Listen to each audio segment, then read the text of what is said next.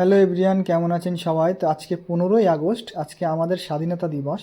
তো আজকে যেহেতু আমি কোনো জায়গায় ডেলিভারি রাখিনি, সেই জন্য আর কি আমি কোথাও যাইনি, আজকে ফার্মেই থাকবো। তো মেনলি আমি মোটামুটি বিগত যতদিন থেকেই কবুতর পালি, প্রথমে প্রথমে একটু সমস্যা হতো কবুতরের ট্রিটমেন্ট সম্বন্ধে। তো আজকে আপনাদেরকে কবুতরের ট্রিটমেন্ট সম্বন্ধে এবং কবুতরের ভাইরাস সম্বন্ধে আপনাদেরকে কিছু ধারণা দেব। যেহেতু আমি অত বড় মাপের ভেটেরিনারি ডক্টরও নয়, তো আপনারা হয়তো আমার থেকে অনেক বেশি ভালোই জানতে পারেন। তো আপনাদের যদি ভালো লাগে অবশ্যই আমার মতন চিকিৎসা করবেন, আর যদি ভালো না লাগে আপনারা যেটা জানেন সেটাই করবেন। তো আজকে আপনাদেরকে বলবো মেইনলি কবুতরের সমস্যাটা কোথা থেকে হয়। এই যে বিগত 20 থেকে 22 দিন ধরে বৃষ্টি হলো, হঠাৎ এই 2-3 দিন ধরে আকাশে মানে রোদ, প্রচণ্ড রোদ এবং প্রচণ্ড গরম, ঠিক এই টাইমটায় কবুতরের সমস্যা হয়। এই টাইমটা এড়ানোর জন্য অনেকে মানে হয়তো বুঝতে পারে না, হট করে কবুতর রোধ করছে, হঠাৎ করে কবুতরের ড্রপিং খারাপ, কবুতর বমি করছে।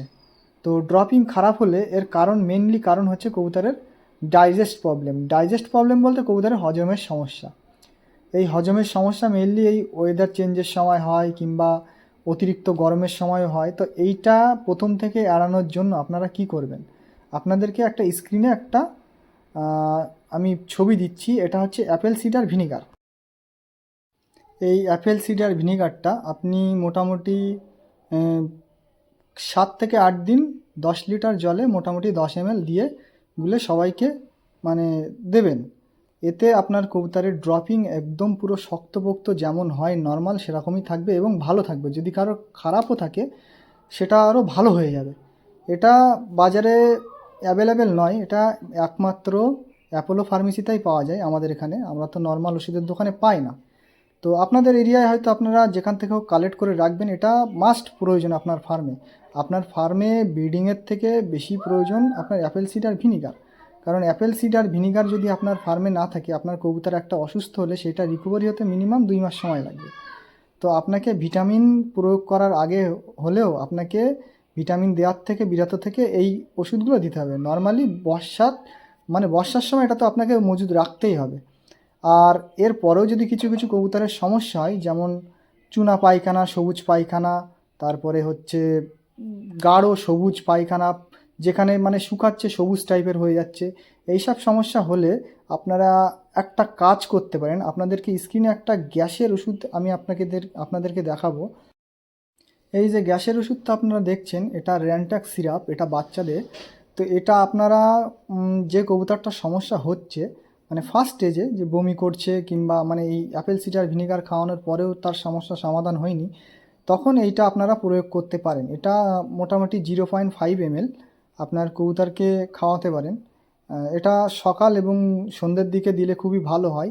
এর সাথে আপনারা একটা ওষুধ খাওয়াতে পারেন, সেটাও আপনাদেরকে দেখাবো। সেটা হচ্ছে ওয়ান ডেম সিরাপ। যদি খুব বেশি পরিমাণ বমি করে কবুতর, তখন আপনারা যখন বমি করবে কবুতরটা ঠিক তখনই ওয়ান ডেম সিরাপটা আপনারা দেবেন। যেহেতু আমি আপনাদেরকে স্ক্রিনে দিয়ে দেবো যে ওয়ান ডেম সিরাপটা যে কোনো বাজারে ওষুধের দোকানে আপনারা পেয়ে যাবেন।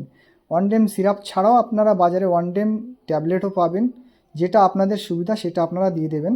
তো আপনাদেরকে ওয়ান ডেম সিরাপের ফটোটা আপনাদেরকে স্ক্রিনে দেখাবো। এই ওয়ানডেম সিরাপটা যখন কবুতর বমি করবে খুব বেশি, ঠিক তখনই দেবেন। এটা বেশি প্রয়োগ করবেন না, কারণ এটার একটা সাইড এফেক্ট আছে। আর এটা খুব মাত্রায় কম দেবেন, এটা 2 থেকে 3 ফোঁটা, তার বেশি যেন না হয়। এই ওষুধটা মোটামুটি বেশি দিলে আরও কবুতর বেশি বমি করবে। আর সবথেকে বড় কথা যেটা, কবুতরকে বেশি পরিমাণ ওষুধ দিলেই যে কবুতর তাড়াতাড়ি সুস্থ হবে তা নয়। কবুতরকে যত বেশি পরিমাণ ওষুধ দেবেন কবুতর তত বেশি বমি করবে। আর এর পরেও যদি সমস্যার সমাধান হয়, চুনা পায়খানার সমস্যার সমাধান না হয়, তখন আপনারা একটা অ্যান্টিবায়োটিক ইউজ করতে পারেন, অ্যাজিথ্রোমাইসিন 100। এই যে স্ক্রিনে দেখতে পাচ্ছেন অ্যাজিথ্রোমাইসিন 200। যেহেতু আমি মার্কেটে পাইনি অ্যাজিথ্রোমাইসিন 100, এটা অ্যাজিথ্রাল নামে পরিচিত।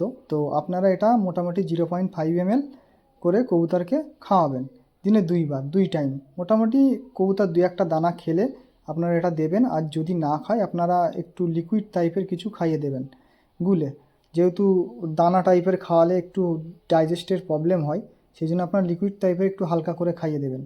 আর এর পরেও যদি সমস্যা হয়, তারপরে আপনারা যে কোনো একটা কোম্পানির প্রোবায়োটিক টাইপের ইউজ করতে পারেন।